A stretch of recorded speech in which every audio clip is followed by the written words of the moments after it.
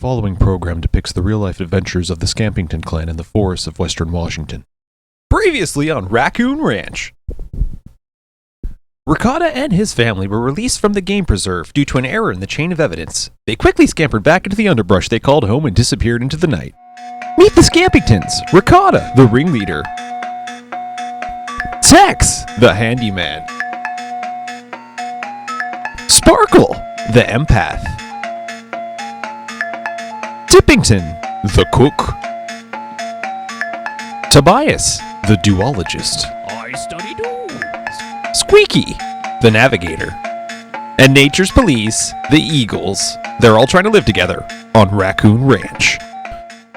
On the evening of April 25th, local horticulturist Deacon Rathbone and his wife Carol were surveying the foliage at the local wildlife sanctuary. The Rathbones were shocked to discover the body of a prominent local lizard businessman, Fogarty, mangled and left on the dock adjacent to their family yacht. After a sweep of the area, the law enforcement agencies discovered Scampington family member Watson Poole, better known to the people of the forest as Tex. They also made a grim discovery. Scrawled in the blood of the victim on the side of the vessel were the words, "What are you gonna do when the pigs take your island?" Watson was brought in for questioning. Mr. Poole told us of a collective of like-minded raccoon individuals he was living with in the forest, in a free-wheeling pot-of-mouth existence. We were all aware he was speaking of, but law enforcement in this community have been aware of the Scampingtons for about 6 months now. There's never been enough compelling evidence to move in. The Scampingtons are completely decentralized. It's unclear who, if anyone, is in charge, or where they are at any given moment. By April 26, Poole was back in the forest. The death of Fogarty went unsolved.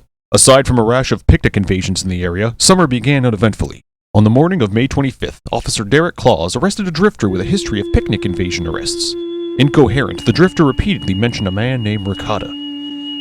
I remember the name and decided to ask her a few more questions. Ricotta, drifter, small-time pimp, aspiring musician, abandoned as a pup, was sent through a series of halfway houses and bear conservatories. Born Black Hands McGillicuddy, he disappeared into the forest drug culture. He had a reputation for carrying with him a large pack, riddled with mite infestations. He knows someone told he's going to go through us all until the justice he seeks is found. I asked him what she was told repeatedly. All I got out of her was drugged out gibberish about bottomless pits, race wars, and underground utopias. As concerned as I was, it wasn't making any sense. We ended up discovering one of the lady raccoons had an outstanding warrant for corruption of a fall in Milwaukee, so we arrested one and let the other go. Tawny B. Kitlin, alias Big Patty, alias Sparkle, the clairvoyant of Raccoon Ranch, remained in prison while Lorraine Partridge Barnes, alias Nibbles, alias Pamela Stubbs, alias Squeaky, slipped back into the forest underbrush. All of these crimes would have remained unconnected had it not been for the events of the following week, when the body of Police Chief Carlton Falconer's unborn son Cody was found splattered behind an area restaurant. The sleepy forest town was suddenly awakened into a state of paranoid terror as over the course of the next few hours, several more children of the police force were found murdered in a home in the Highland Hills. Timothy Beekworth, an aspiring actor and drifter who was also staying on the property, was initially a suspect, but was later cleared.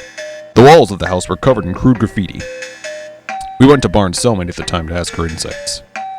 It's all gonna come down, baby, and when it comes down, it's gonna come down hard. Ricotta's got the light around him. If you're in the light, you will be spared. If you're not, you're gonna burn.